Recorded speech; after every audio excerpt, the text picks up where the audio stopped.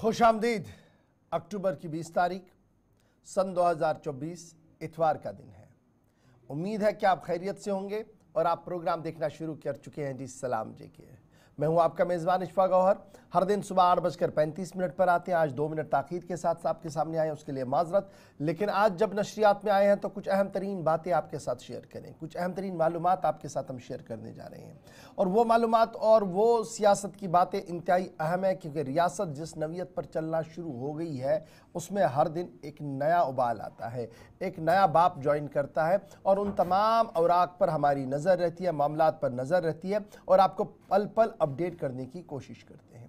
आप हमारे साथ ज्वाइन करते हैं फेसबुक पर भी, यूट्यूब पर, ट्विटर पर, इंस्टाग्राम पर और हमारी ऑफिशियल वेबसाइट www.gulistannews.in पर भी, जहां खबर, तज्जिया और तबसरा हर पल आप देखते हैं। और यहाँ पर ही आपके और हमारे रिश्ते और ज़्यादा मजबूत होते हैं, क्योंकि हर पल इनबॉक्स में आकर वहाँ से आप हमें मैसेज करते हैं, हालात वाक़ात से रूबरू करवाते हैं और जहाँ पर कोताही खामी है उस हवाले से भी हमें रूबरू करते हैं। एक तो वहाँ पर आप ज़रूर आइएगा, इन तमाम राब्ता साइटों पर इस्तेमाल कीजिएगा। अगर आप रियासत के अंदर है, बैरून रियासत है, तो ख़बरों से आप बाखबर रहेंगे। और आखिरी पड़ाव पर 9:45 का वक्त होगा, हमारी फ़ोन लाइन्स खुलेंगी, आपकी और हमारी गुफ्तगू होगी हस्ब वादा। हुकूमत को दरपेश क्या मसाइल है और उन मसाइल को किस तरीके से हल किया जा सकता है, एक तो उस पर भी गुफ्तगू होगी। और फिर हमें कौन से मसाइल हैं, अवाम किन मसाइल से दो चार है, इस पर भी बात होनी चाहिए। हुकूमत के सामने प्रायोरिटी क्या होनी चाहिए, इस पर भी बात रखिएगा आज। और साथ साथ ये भी बात रखिएगा कि किस तरीके से मसाइल का हल निकाला जा सकता है। तो फिलहाल प्रोग्राम का आगाज़ करते हैं। हिस्ट्री की किताब को खंगालेंगे। आसिफ रशीद मेरे साथ स्टूडियो में मौजूद है, बताएंगे आपको कि 20 तारीख को माजी में क्या कुछ हुआ है और उन अहम तरीन वाक़ात में चंद बातें आपके सामने रखने की कोशिश करेंगे। आसिफ रशीद, बहुत शुक्रिया। आसिफ, बहुत बहुत शुक्रिया आप सबका, खुशामदीद, गुड मॉर्निंग, इस्तकबाल आप सबका। इस प्रोग्राम का हिस्सा बनने के लिए आप सबका बहुत बहुत शुक्रिया। प्रोग्राम में फॉर्मेट के मुताबिक हम सबको आगे बढ़ना होता है और मुख्तलिफ मौज़ूआत हैं, एक एक करके खबरों की तरफ चलेंगे, तज्जिया और तबसरा होगा आज के इस प्रोग्राम में। इससे पहले कि हम मौज़ूआत की तरफ बढ़ें, एक special segment history of the day का जिसको नाम दिया जाता है या है, उस ताल्लुक से ज़रा बात करेंगे। और आज एतवार का दिन यानी अक्टूबर की 20वीं तारीख हिस्ट्री ऑफ द डे में इंपॉर्टेंट क्यों है, इस पर एक नज़र दौड़ाते हैं और उसके बाद एक एक करके खबरों की तरफ चलेंगे। 1568 में दिन आज का था जब मुगल बादशाह अकबर ने चित्तौड़गढ़ किले पर हमला किया और यहाँ पर वो काबिज हो गए। 1568 दिन आज का। 1991 में हिंदुस्तान के उत्तरकाशी में आज 6.8 शिद्दत का तबाहकुन ज़िलज़िला आया। 1000 से ज़ायद लोगों की मौत हुई, काफ़ी माली नुकसान हुआ, जानी नुकसान बहुत ज़्यादा। 1991 में उस बेल्ट के अंदर जिसको उत्तरकाशी का नाम या हिस्सा इसको देखा जाता है, 20 अक्टूबर को आज ही के दिन 1774 में कलकत्ता या मौजूदा वक्त में जिसको आप कोलकाता भी कहते हैं, हिंदुस्तान की राजधानी बनाया गया, दारुल हुकूमत या दारुल खिलाफा बनाया गया। और इसके बाद हमने इस निज़ाम को आगरा तक शिफ्ट होते देखा और वक्त गुजरने के साथ साथ दारुल हुकूमत आगरा से दिल्ली सारा निज़ाम चला गया। साल 1930 में आज ही के दिन हिंदुस्तान में हाई कोर्ट की पहली खातून चीफ जस्टिस लीला सीट की पैदाइश हुई। 1822 में लंदन संडे टाइम्स का पहला शुमारा जिसकी अशात हुई और दुनिया भर के बड़े तरीन अखबारात में से एक अखबार जिसकी शुरुआत या आगाज आज के दिन हुआ। 1947 में अमेरिका और पाकिस्तान ने पहली मर्तबा सिफाती ताल्लुकात कायम किए। जब पाकिस्तान वजूद में आया उसके बाद ये पहली कोशिश थी दुनिया के मुख्तलिफ ममालिक के साथ रवाबित की, तो सिफारती सतह पर यह कामयाबी मोहम्मद अली जिन्ना और उनके करीबियों के लिए थी। 1973 में बरतानिया की महारानी एलिजाबेथ दोम ने सिडनी ओपेरा हाउस का इफ्तिताह किया। ये वो घर था, ये वो हिस्सा है जो दुनिया की खूबसूरत तरीन मकामात में से एक, और दुनिया के 7 या 8 अजूबे आप देखेंगे तो कहा जाता है कि उनको टक्कर देने वाला एक सिडनी का ओपेरा हाउस भी है। ये बात अलग है कि ये पहले 8 में शामिल नहीं हो सका। साल 1908 दिन आज का चिली और बोलीविया ने अमन और दोस्ताना मुआहदे पर दस्तखत किए। ये दो वो मुल्क है, कहा जाता है कि असल असबाब को अगर जाना जाए तो पता चलता है कि चिली और बोलीविया भी ऐसे मुल्क थे जिनके सिफारती ताल्लुकात इतने ख़राब हुए कि 2 लॉबीज़ बन गई और वो लॉबियाँ बाद में जाकर पहली जंग अजीम में एक दूसरे पर तबाहकुन सूरत हाल का जिम्मेदार भी उनको ठहराया गया और बमबारी करते हुए या उस वक्त जंग का हिस्सा होते भी दिखाया। 1926 में क्यूबा में आए ज़बरदस्त तूफान से 6000 अफराद की मौत हुई, दिन आज का था। आज ही से 11 बरस कबल 2013 में सूडान के चुंगलई में मवेशी स्मगलरों ने 78 अफराद का कत्ल कर दिया और ये कत्ल की वारदात एक स्कूल की इमारत के अंदर पेश आई। साल 2011 में आज ही के दिन लीबिया पर 40 बरसों तक हुकूमत करने वाले मुअम्मर कज़ाफी, जिनको गद्दाफी भी कहते थे, खाना जंगी में उनकी हलाकत हुई। 2011 में आज के दिन आज उनकी बरसी है और लीबिया के अंदर जब इनका कत्ल हुआ था तो बहुत सारे लोगों ने सेंट्रल एशिया में इनको बाकी जगहों पर भी याद किया। पाकिस्तान के अंदर लाहौर में कज़ाफी स्टेडियम या इन्हीं के नाम पे था। 1974 में जब जुल्फ़िकार अली भुट्टो के साथ मुलाकात हुई और एक तकरीब के दौरान उनके नाम से इस स्टेडियम का नाम रखा गया, लेकिन ये वही शख्स था जिसको तानाशाह का टैग लगा। साल 2011 में लीबिया पर 40 बरसों की तवील मुद्दत के बाद इसे हलाक कर दिया गया। एक तरह से कत्ल था क्योंकि एक टनल से बाहर निकालकर उनको मारा गया था। 2013 में सूडान की चुंगलई में मवेशी स्मगलरों ने आज ही के दिन एक अफसोसनाक वाक़े को अंजाम दिया। ये मैं चंद मिनट पहले आपके सामने बात रख चुका हूं। तो हिस्ट्री ऑफ द डे में चंद बड़ी बातें, अहम तरीन वाक़यात, वो बातें जो सर फहरिस्त हमने रखी होती हैं। वक्त बहुत कम होता है, एक तवील फहरिस्त होती है, कुछ ऐसे वाक़यात जो इंतहाई अहमियत के हामिल है और कोशिश रहती है कि तरजीह बुनियादों पर वही वाक़यात आप तक पहुँचे और माजी को याद ज़रा किया जाए। सबक आमोज़ वाक़यात होते हैं। अब ज़रा आगे बढ़ेंगे और शुरुआत ख़बरों की करेंगे और इससे पहले दीगर मामलात पर बैनुल-अक़वामी और कौमी सतह के इशूज़ को हम डिस्कस करें। इस प्रोग्राम में सबसे पहले ज़रा लाइन ऑफ कंट्रोल पर आपको लिए चलते हैं। शुमाली बेल्ट जम्मू कश्मीर का, जहां पर देर रात गए एक ऑपरेशन की तस्दीक फौज की जानिब से की गई कि इलाके के अंदर शुरू हुआ और इस ऑपरेशन में अभी तक एक मिलिटेंट की हलाकत की खबर आ रही है। खबर सरहदी जिला बारामूला के उड़ी सेक्टर से शुमाली कश्मीर के अंदर, जहां पर दरअंदाजी की कोशिश को नाकाम बनाने का दावा सिक्योरिटी फोर्सेस की जानिब से किया गया है। इस ऑपरेशन में एक मिलिटेंट के हलाक होने की तस्दीक अभी तक की जा रही है। वो इलाका जहां हद मुतारका पाकिस्तान के साथ लगती है, नियंत्रण रेखा या लाइन ऑफ कंट्रोल पाकिस्तान के साथ टकराती है और जिन खदशात का या जिन तहफ़्फ़ुज़ात का इजहार अफवाज की जानिब से अब तक किया जा रहा था कि एंटी इन्फिल्ट्रेशन ग्रिड को मजबूत करने की ज़रूरत है, क्योंकि सरमा से कब्ल जब पहाड़ी सिलसिले के अंदर बर्फ पड़ेगी तो कोशिशें होंगी सरहद पार से लॉन्चिंग पैड्स पर जो मिलिटेंट हैं वो लाइन ऑफ कंट्रोल या इंटरनेशनल बॉर्डर को अबूर करें। इन कोशिशों को नाकाम बनाने का दावा इस बीच एलओसी पर एक और दरअंदाजी की कोशिश, जिसकी तस्दीक फौज की जानिब से की गई, उस इलाके के अंदर जहां माजी में भी इस तरह के कई या दर्जनों वाक़यात रूनुमा हो चुके हैं। लेकिन अभी जब आपको अपडेट हम दे रहे हैं, 9:15 बजे के आसपास भी इस इलाके के अंदर ऑफिशियली ऑपरेशन कॉल्ड ऑफ नहीं किया गया है। इतलात के मुताबिक फौज का एक बड़ा ऑपरेशन एलओसी पर जारी है। बड़ी खबर, नॉर्थ कश्मीर बारामूला का उड़ी इलाका कमलकोट के आसपास सेक्टर के अंदर दरअंदाजी की कोशिश को नाकाम बनाने का दावा हुआ है और ये इतला मिली कि सिक्योरिटी एजेंसीज को एक सस्पिशियस मूवमेंट दिखी जो लाइन ऑफ कंट्रोल के बिल्कुल पास थी और जो ही इस ऑपरेशन को मजीद टाइट किया गया तो मुश्तबे अफराद ने गोली चलाई, जिसका जवाब दिया गया है और अभी तक इस ऑपरेशन में एक अदम शनाख्तशुदा मिलिटेंट की हिलाकत का दावा भी हुआ है और ये ऑपरेशन अभी लगातार जारी है। बड़ी खबर, उड़ी बारामूला कमलकोट उड़ी सेक्टर के अंदर जहां पर दरअंदाजी की कोशिश को नाकाम बनाने का दावा हुआ है। इरशाद हमारे साथ, हमारे नुमाइंदे ज्वाइन कर चुके हैं। इरशाद, क्या कुछ डिटेल्स आपके पास है? कल से लगातार ये खबर रात देर गए से सामने आ रही थी कि बड़ा ऑपरेशन चल गया है और उस बीच इतला ये भी आई कि एक मिलिटेंट के मारे जाने की खबर आई है, तो अभी ताज़ा तरीन तफसीलात आपके पास क्या है? फौज की तरफ से क्या बयान सामने रखा गया है?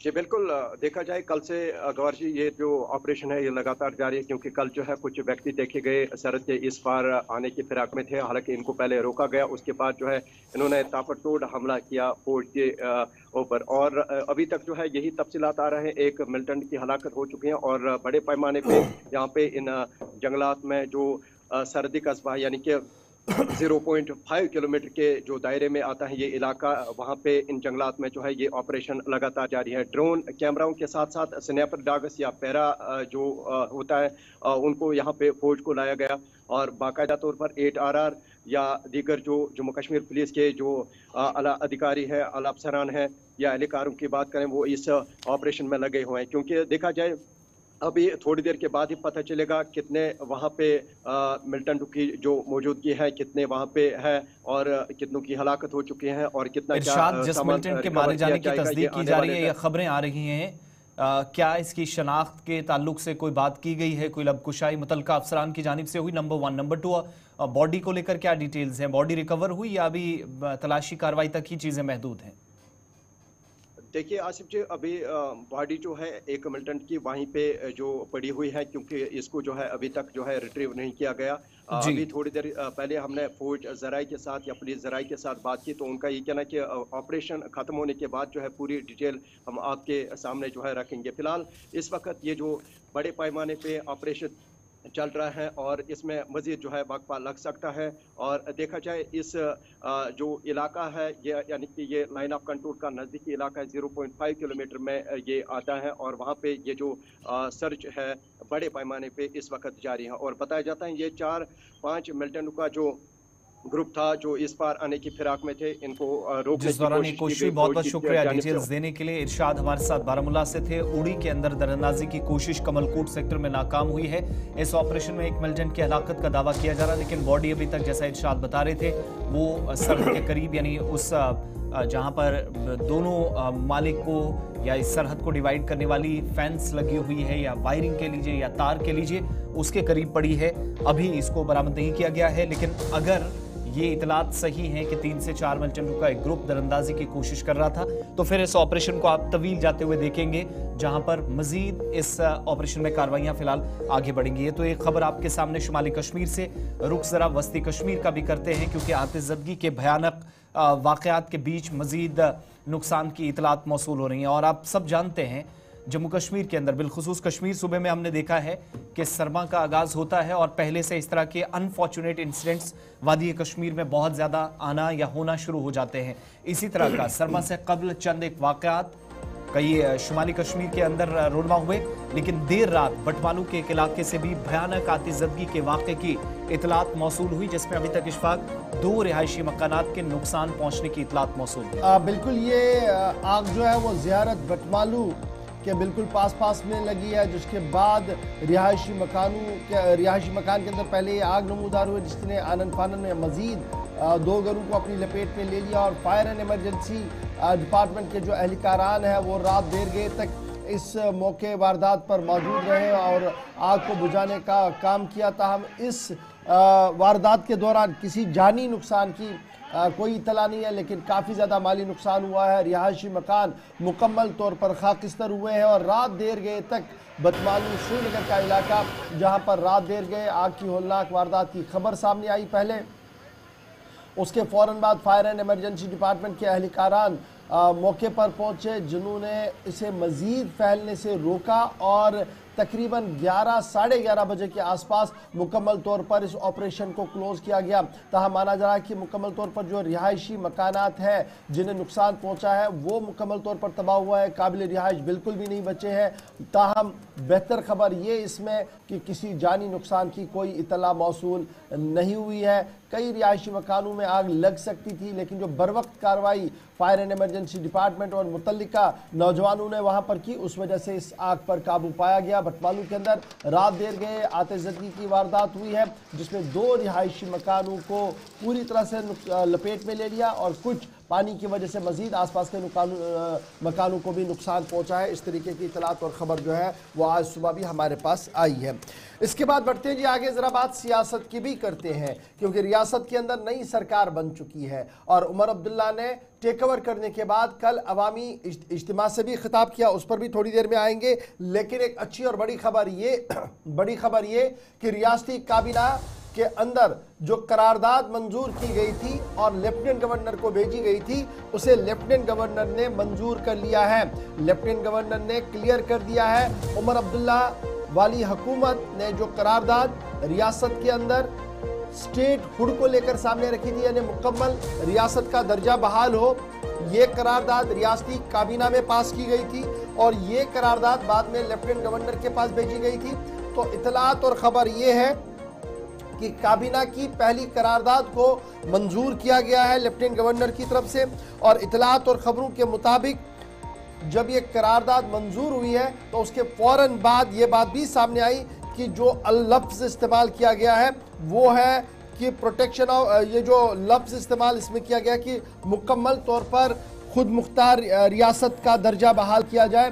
Restoration of statehood in original form, यानी जो असल फॉर्म इसका था 5 अगस्त 2019 से पहले, उसी फॉर्म में इसको दोबारा से दिया जाए, ओरिजिनल फॉर्म में इसको लाया जाए, ये करारदाद रखी गई थी और यही लफ्ज़ इस्तेमाल किया गया था ओरिजिनल फॉर्म का, तो उसे मंजूर कर दिया गया है। और इतला ये है कि रियासती दर्जे का रियासत का दर्जा बहाल हो, यूनियन टेरिटरी को रियासत का दर्जा बहाल हो, इस ज़िमन में पहला पड़ाव जो है वो मुकम्मल हो गया है, क्योंकि लेफ्टिनेंट गवर्नर ने करारदाद को मंजूर किया है। और ये करारदाद जब मरकजी हुकूमत तक पहुंचेगी, और इत्तला ये है कि उमर अब्दुल्ला आने वाले चंद दिनों के अंदर अंदर इस करारदाद को लेकर वजीर आज़म और मरकजी काबीना वुज़रा के साथ मुलाकात आज खुद करेंगे और उन्हें ब्रीफ करेंगे कि ऐवान के अंदर, लोकसभा के अंदर किस तरीके से वज़ीर आज़म और वज़ीर दाखिला साहब ने इस बात का भरोसा दिलाया था और यकीन दिलाया था कि रियासत की खुद मुख्तारी को भी बहाल किया जाएगा,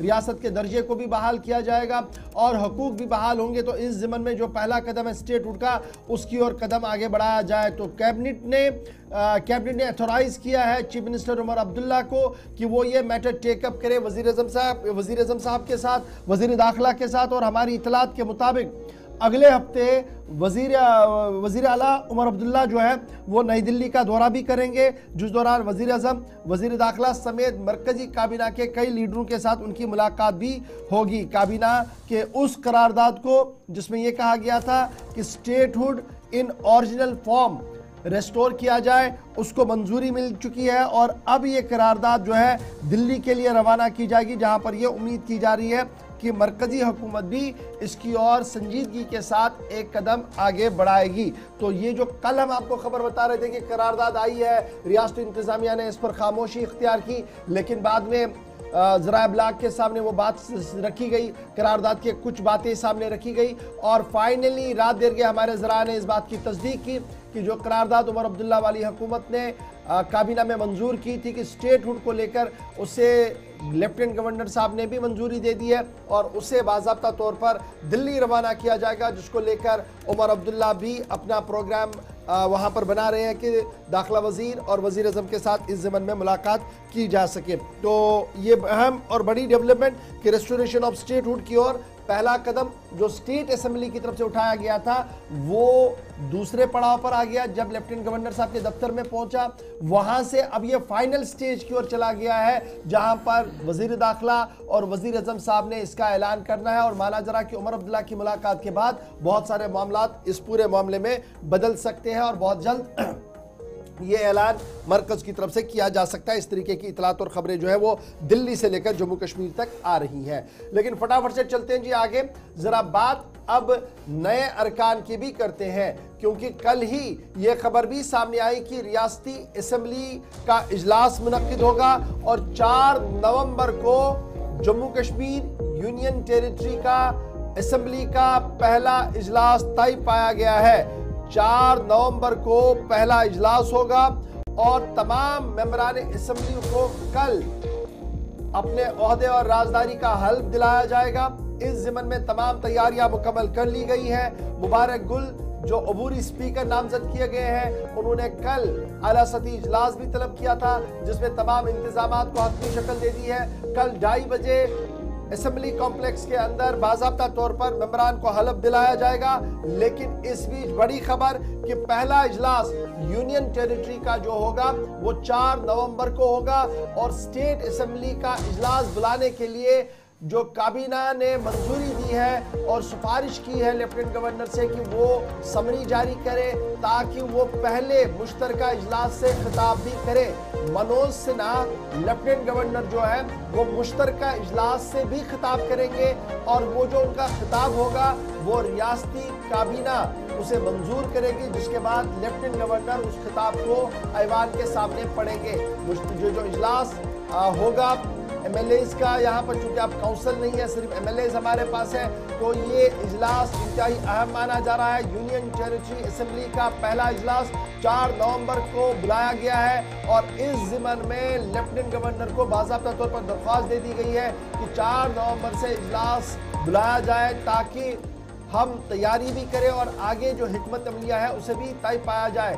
मनोज सिन्हा साहब जो तकरीर करेंगे उसे बाज़ाब्ता तौर पर इस जो काउंसिल ऑफ मिनिस्टर्स है, इसमें जो हमारी स्टेट कैबिनेट है उसे वो एंडोर्स पहले करेगी, उसके बाद लेफ्टिनेंट गवर्नर उस तकरीर को भी पढ़ेंगे। तो कैबिनेट की तरफ से ये फैसला लिया गया कि समन किया जाए जी लेजिस्लेटिव असेंबली श्रीनगर के अंदर 4 नवंबर 2024 को, और लेफ्टिनेंट गवर्नर साहब से दरख्वास्त की गई है कि वो इस ज़िमन में बाज़ाब्ता तौर पर समरी जारी करके तैयारियों को हतमी शक्ल दे।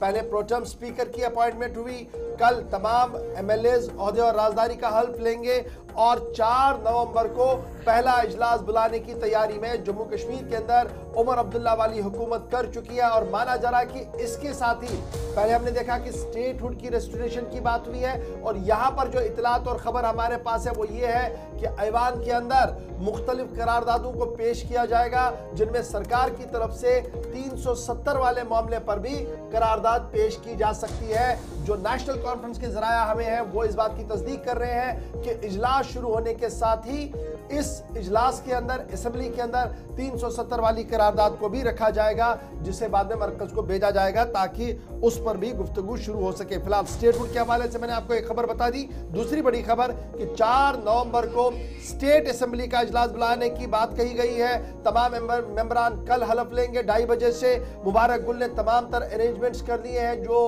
प्रोटेम स्पीकर है, और पहले इजलास जो यूनियन टेरिटरी का होगा उससे खिताब करेंगे लेफ्टिनेंट गवर्नर मनोज सिन्हा, और उस खिताब को स्टेट कैबिनेट जो है वो पहले वेट करेगी, जिसके बाद मामला आगे बढ़ेगा। तो कुल मिलाकर आने वाले दिन जितने भी होंगे, यानी अगला हफ्ता जो शुरू हो रहा है ये भी काफी पॉलिटिकली हाई चार्ज रहेगा, क्योंकि अगर उमर अब्दुल्ला दिल्ली चले गए हैं मीटिंग के लिए तो आप मानिए 2-3 दिनों के अंदर अंदर बड़ी डेवलपमेंट्स वहां से होगी, और फिर अगला महीना आते आते असेंबली का इजलास भी होगा, जहां पर खबर यह है कि 370 पर कई करारदादें पेश की जा सकती है।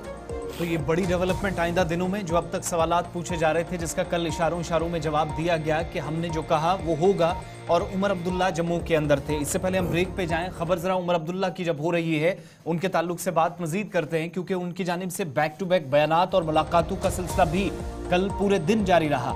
कहा कि जो छीना गया वो जल्द वापस लौटेगा, जल्द वापस आएगा, और अवाम ने तकसीम, मजहब की सियासत या अवाम को 2 खित्तों में मुनकसिम करने की जो सियासत थी, बीजेपी को हदफ तनकीद बनाते हुए कहा कि ये सारी चीजों का जवाब अवाम ने 8 अक्टूबर 2024 को वोट के जरिए दे दिया है। 3 मुख्तलिफ मराहिल में जहां पर वोटिंग हुई।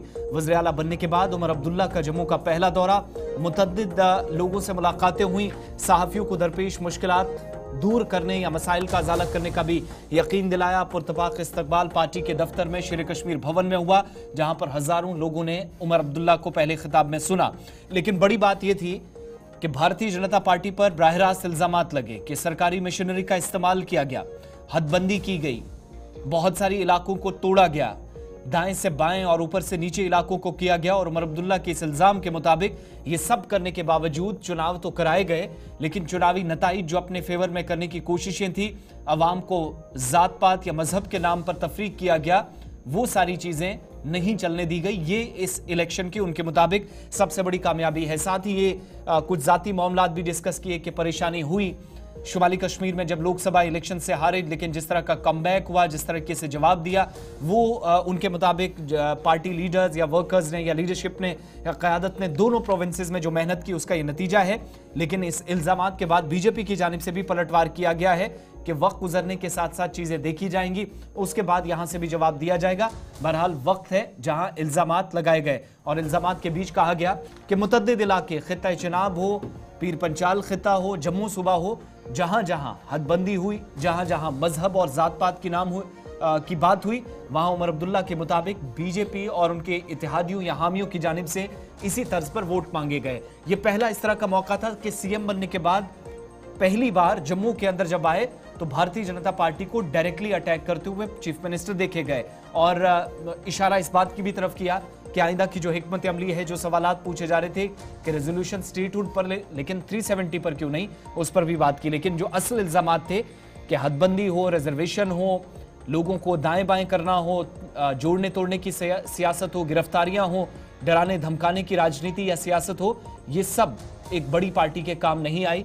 इशारा बीजेपी की तरफ था। जहां एक तरफ से उमर अब्दुल्ला पहली बार वर्कर से खिताब कर रहे थे, जम्मू के अंदर आए थे और अवाम से खिताब कर रहे थे, वहीं पर उनकी तरफ से यह साफ कर दिया गया कि पहले दिन से ही जो महाज खोला गया कि नेशनल कॉन्फ्रेंस एक इलाकाई जमात है, मुसलमानों की जमात है, जम्मू को नज़रअंदाज करेगी, लेकिन जिस तरीके से हमने यहाँ पर डिप्टी चीफ मिनिस्टर की तैनाती की उससे उन तमाम खदशात को ख़त्म कर दिया गया है और यह साफ कर दिया गया है कि सूरत हाल किस तरीके की एंटायर जम्मू कश्मीर के अंदर बनी है। उमर अब्दुल्ला को ज़रा फटाफट सुनते हैं, क्योंकि एक अच्छी बात जो तमाम मीडिया ने कल कैरी की वो ये थी कि तनकीद बराए तामीर के उमर अब्दुल्ला कायल है, इसलिए आप तनकीद करें ताकि हमारी सरकार के अंदर जो कोताहियाँ खामियाँ हैं वो दूर हो सके और जो मसाइल मुश्किलात सहाफ़ियों को दरपेश है उन्हें हर मुमकिन मदद की जाएगी, ख़त्म किए जाएंगे ताकि जमहूरियत का ये जो चौथा स्तंभ है, चौथा कोना है, ये मजबूती के साथ खड़ा रहे। उमर अब्दुल्ला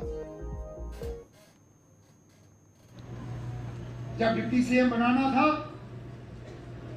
जम्मू से बनाया, हिंदू बनाया और मेरे खानदान से उसका कोई लेना देना नहीं है।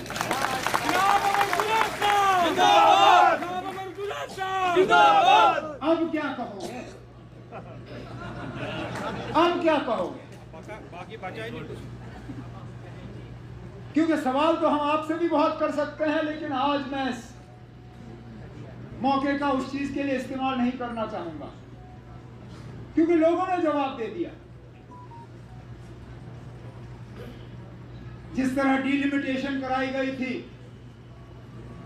ताकि एक पार्टी को उसका फायदा हो, जिस तरह रिजर्वेशन में तब्दीली लाई गई ताकि एक पार्टी उसका फायदा ले, जिस तरह हुकूमत ने अपने मशीनरी का इस्तेमाल किया ताकि एक पार्टी को फायदा हो, उसका नतीजा आपके सामने है।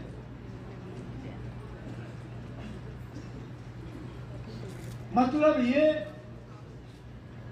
कि ये तमाम हरबे जो हैं ये आपको इलेक्शन तक पहुंचा सकती हैं, लेकिन इलेक्शन जितवा नहीं सकती। अब हमारे लिए मुश्किल काम शुरू हो जाता है, क्योंकि हमने लोगों की उम्मीदों के बराबर उतर आना है।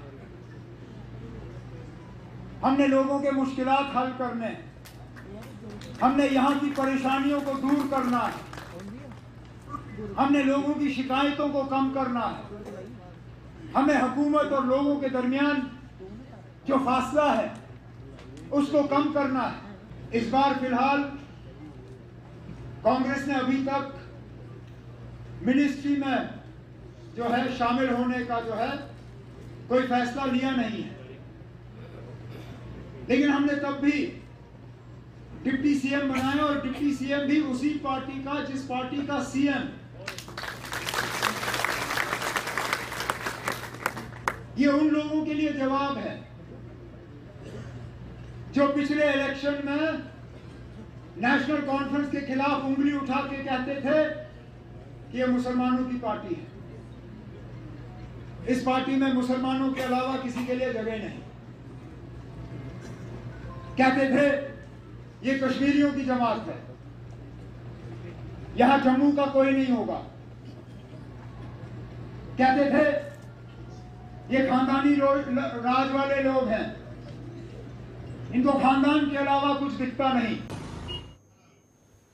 चलिए जनाब, वज़ीर आला उमर अब्दुल्ला को आप सुन रहे थे किस तरीके से उन तमाम सवालात का जवाब भी दे रहे थे और कह रहे थे मुनासिब वक्त नहीं है, वक्त आने पर सवाल भी पूछूंगा और जवाब भी दूंगा। फिलहाल छोटा सा ब्रेक होगा जी। यहाँ पर ब्रेक के उस पार आएंगे तो आपको जरा श्रीनगर लिए चलेंगे जहां पर दौड़ हुई है, मैराथन हुई है। मैराथन में उमर अब्दुल्ला भी चले गए थे, उस पर भी बात करेंगे। आगे बढ़ेंगे तो 2-3 मामले बड़े इंपॉर्टेंट है, एक दरबार मोह और फिर राशन का मामला, दोनों पर खबर अच्छी बताएंगे आपको। बने रहेगा हमारे साथ। छोटे से ब्रेक के बाद हाजिर होते हैं।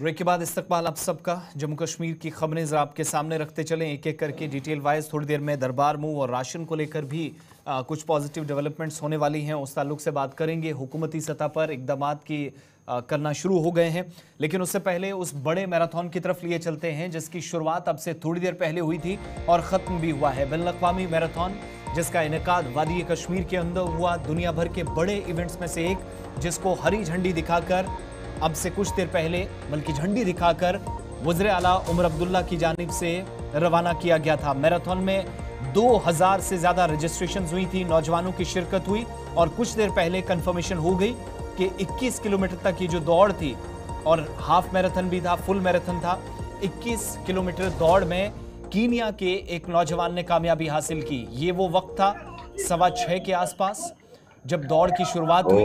पोलो व्यू से इसका इफ्तिताह हुआ।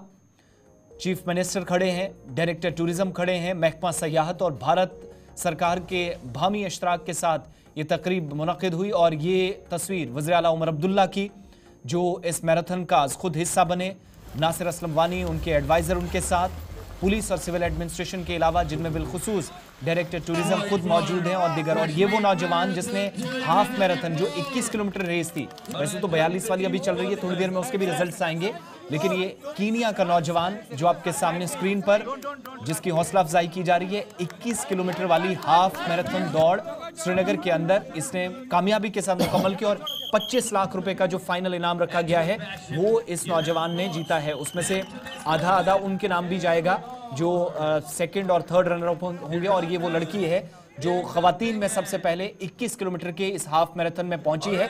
सबसे बड़ी बात है, इस इवेंट को कामयाब बनाने के लिए सिर्फ लोकल लेवल पर एडमिनिस्ट्रेशन नहीं, बल्कि बॉलीवुड की हस्तियां जिनमें सुनील शेट्टी थे, वादी कश्मीर में मारूफ फिल्म साज जो आपसे कुछ देर पहले यहाँ मौजूद थे, गुलिस्तान न्यूज से भी कई लोगों ने बात की, वो एक एक करके सुनाएंगे। लेकिन वज़ीर आला ने जब इफ्तिताह किया तो जोश और जज्बा इस हिसाब का कि पहले से ही 2000 से ज्यादा रजिस्ट्रेशन इस बड़े इवेंट के लिए हो चुकी थी और 2000 प्लस नौजवानों ने आज इसमें शिरकत की, जिसके लिए इंतजाम किए गए थे। ट्रैफिक एडवाइजरी पहले से जारी की गई थी और मुगल दरबार पोलो व्यू से जहां से शुरुआत हुई इस इवेंट की, 21 किलोमीटर जो हाफ मैराथन दौड़ थी वो वहीं पर कुछ देर पहले खत्म हुई है, लेकिन जो 42 किलोमीटर दौड़ है वो इस वक्त जारी है। थोड़ी देर में वो रिजल्ट्स भी इशफाक सामने आ जाए। बड़ी बात यह है कि पहली मर्तबा इंटरनेशनल एथलीट्स जो तकरीबन 60 के करीब थे उन्होंने हिस्सा लिया।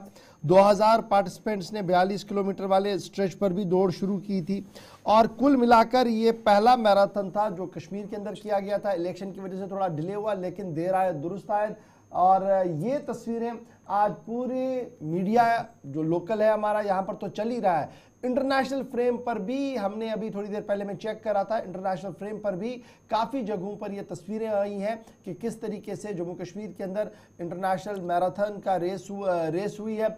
और मौसम भी साजगार था, सिचुएशन भी बेहतर थी। इस बीच जब उमर अब्दुल्ला खुद दौड़ रहे थे तो उत्साह जो जज्बा जो था वो तमाम खिलाड़ियों के अंदर खुद ही दौड़ पड़ा था। You guys are excited. I'm really happy. I'm just participating this marathon to push myself.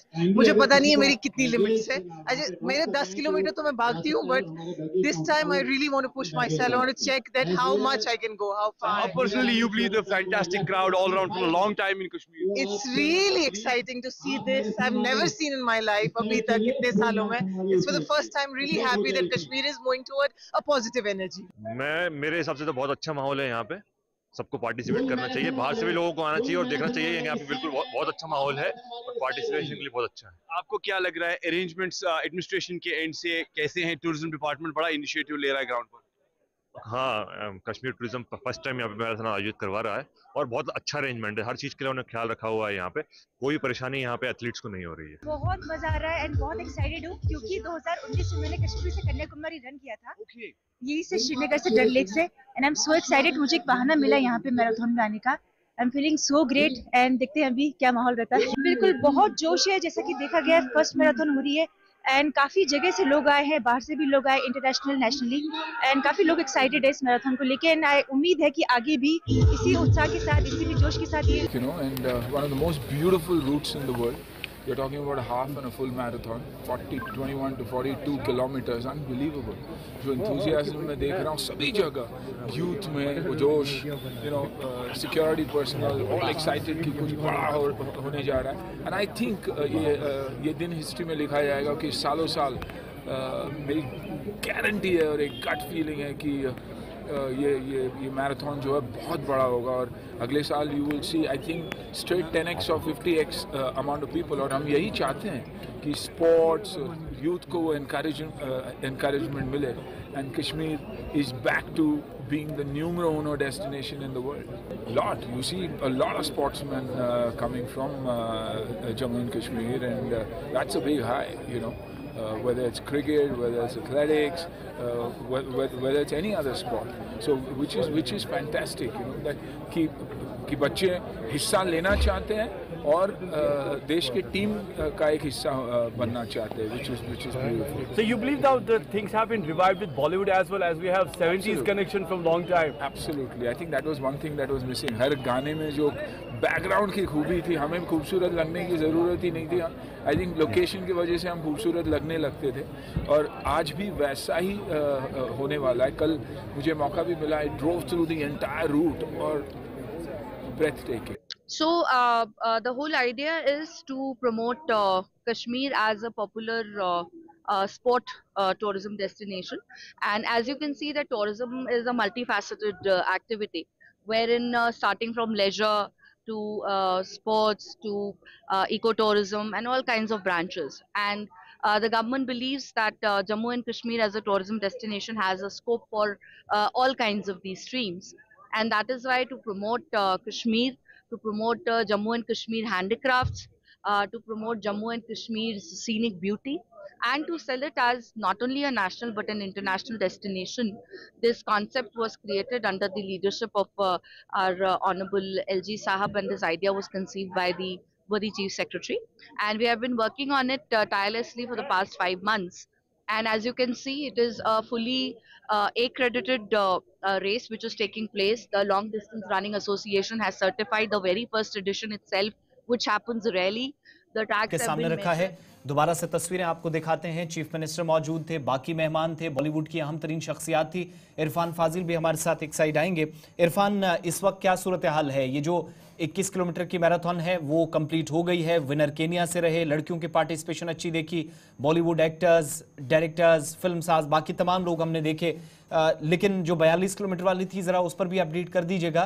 और क्या माहौल इस वक्त आप देख रहे हैं, बिलखुसूस उस मकाम पर जहां से इस रेस की शुरुआत हुई थी और वहीं पर इख्तिताम? देखिए आसिफ, जहां तक इस रेस का ताल्लुक है, और सबसे पहले मैं कहूंगा कि it's a great initiative, and other side of the story the Kashmir marathon it's simply a mark. क्योंकि साल 2024 की अगर मैं बात करूं, एक अच्छी शुरुआत हुई है टूरिज्म डिपार्टमेंट के एंड से. कल से ही हम इस इवेंट को कवर कर रहे हैं और इंटरनेशनल नेशनल जो मैराथन प्लेयर्स है वो उन्होंने पार्टिसिपेट किया है. And there is a good news, like आप देखिए कि कश्मीर में भी एक एथलेटिक माहौल जो है वो उभर के सामने नजर आ रहा है. As per the 21 kilometres race is concern, तो उसका जो विनर है वो पहले से ही मैं बता चुका हूं कि ऑलरेडी एक कीनिया के जो रहने वाले हैं वो यहाँ आए थे और वो फर्स्ट पोजीशन हासिल कर चुके हैं. उसके साथ साथ इंडिया के लवनप्रीत जो है उन्होंने भी सेकंड बाजी हासिल कर ली है. साथ ही साथ अगर हम 42 किलोमीटर की बात करेंगे तो वो भी कंप्लीट हो चुकी है, जिसके साथ यही खबर आ रही है कि कीनिया से ही 2 नौजवान जो है जिन्होंने फर्स्ट और सेकंड रैंक हासिल कर लिया है. दूसरी जानिब अगर देखा जाए तो जिस तरीके से नई सरकार और नई सरकार के साथ काफी उम्मीद है. सुबह से हमने देखा कि फ्लैग ऑफ सेरेमनी को लेकर जब मैं यहाँ पहुंचा अराउंड इट वाज 4 o'clock, तो हमने देखा कि माहौल बन रहा है और 6 बजे के करीब एग्जैक्टली फ्लैग ऑफ सेरेमनी हुई, जिसमें जी हाँ खुद यहाँ पर चीफ मिनिस्टर उमर अब्दुल्ला साहब रहे, उनके एडवाइजर नासिर असलम साहब रहे, तनवीर सादिक रहे, डिविजनल कमिश्नर डीसी, या कह सकते हैं film Bollywood celebrity Sunil Shetty, because we have already talked to them regarding the situation and scenario of Kashmir. He's very much happy. He discussed about the 70s of part कि 70 की दहाई से लेकर अभी तक बॉलीवुड का एक जबरदस्त कनेक्शन है. अदर साइड में ये भी कहा कि एक अलग सा खुशनुमा माहौल है और हम चाहते हैं कि बॉलीवुड का रोल जो है टूरिज्म के साथ ज्यादा बढ़े.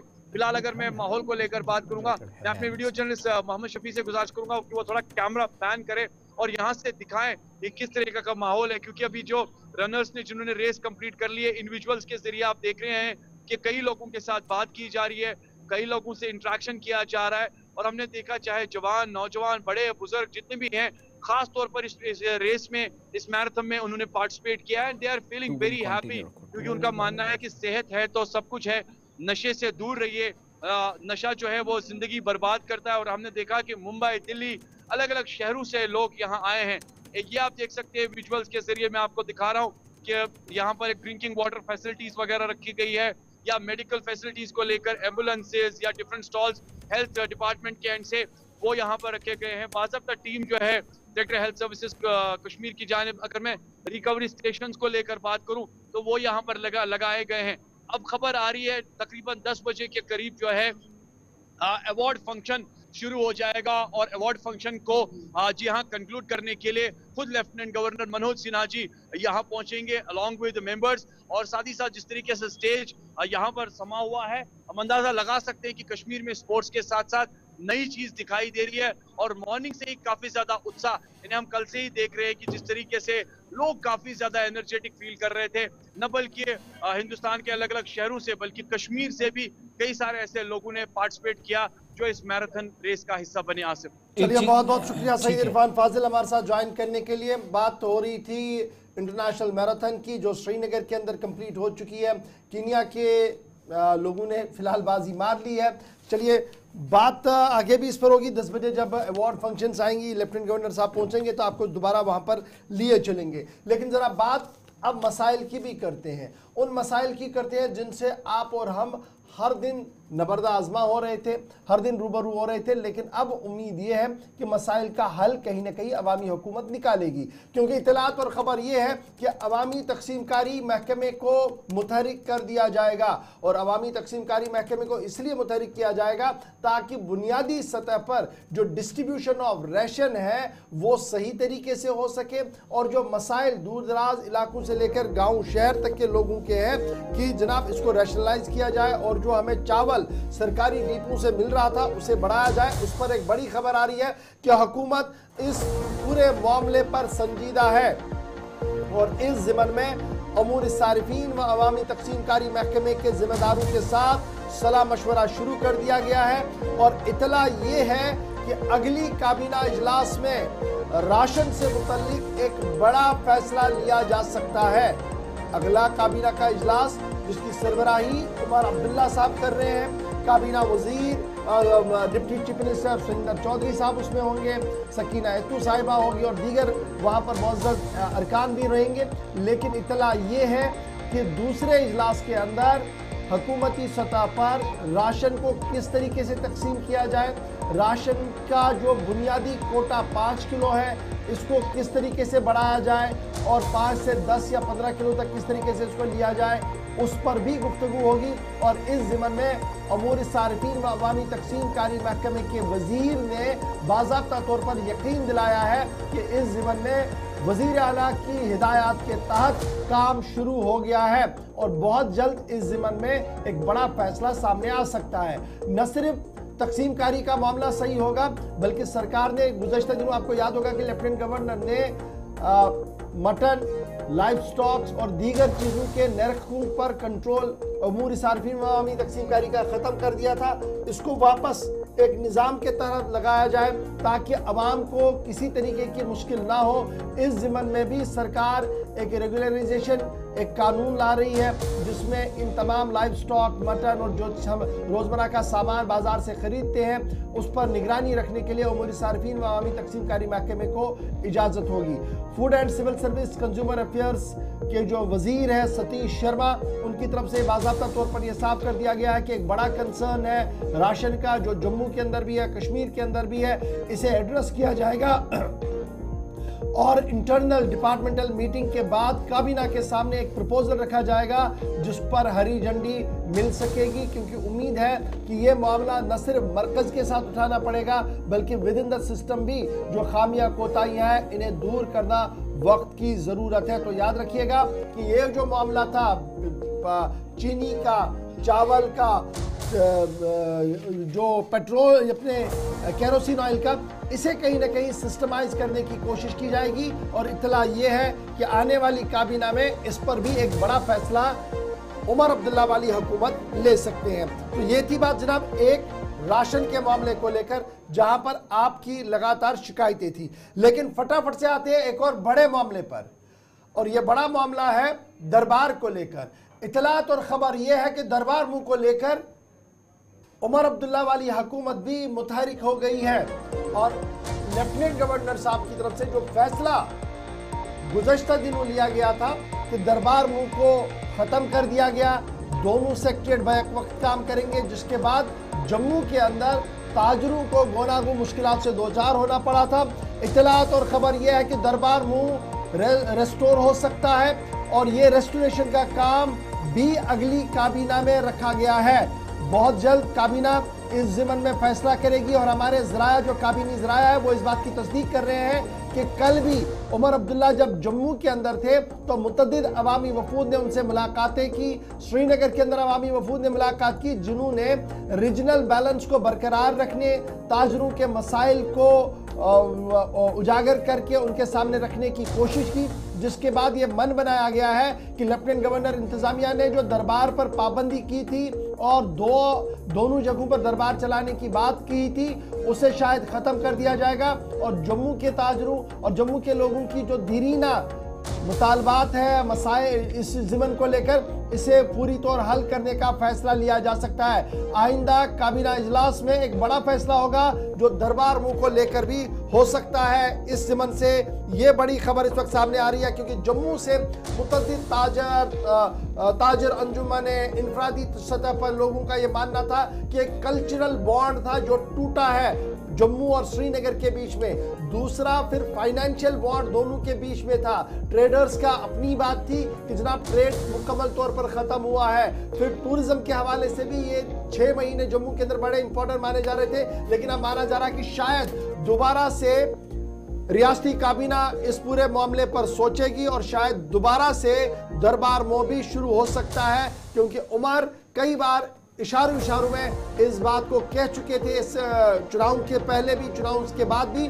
और यहाँ पर लगभग कांग्रेस की बात करें, पीपल्स डेमोक्रेटिक पार्टी की बात करें, नेशनल कॉन्फ्रेंस की बात करें, इवन भारतीय जनता पार्टी के भी कई मौजूदा मेंबरान असेंबली इस बात को दोहरा चुके हैं कि दरबार मुंह की रिवायात को बरकरार रखना वक्त की ज़रूरत है। तो उम्मीद यह है कि सारे एक पेज पर खड़े होकर इस आवाज़ को, जो जम्मू की आवाज़ है, इसे पूरा करने में उमर की मदद करेंगे। इस तरीके की उम्मीदें जो है वो लगाई जा रही है। तो बहरहाल बड़ी खबर कि उमर अब्दुल्ला वाली सरकार अगले काबीना इजलास के अंदर इस मामले पर भी एक और कदम उठा सकती है। चलिए, दरबार मुंह के हवाले से और काबीना के इजलास में ये बड़े फैसले मुतवक्के हैं, इस पर हमारी मुसलसल नजर रहेगी। वक्त एक छोटे से ब्रेक का है, 9:30 बज चुके हैं। ब्रेक के उस पार कुछ और खबरें, बात जरा बिजली के हवाले से भी होगी। कुछ लोगों की मुश्किलात है, अब हिदायत मुतलका हुकाम की जानिब से जारी की जा रही हैं, और बात एक ऐसे मरकज़ की जहाँ पर सरकार ने तिब्बी सहूलियात बेहतर हों, इस बात को यकीनी बनाने के लिए करोड़ों रुपए खर्च किए, लेकिन हालात क्या हैं वो कल शाम जाकर पता चला। डिटेल्स ब्रेक के उस पार, और आपकी कॉल्स भी इस प्रोग्राम का हिस्सा बनाएंगे।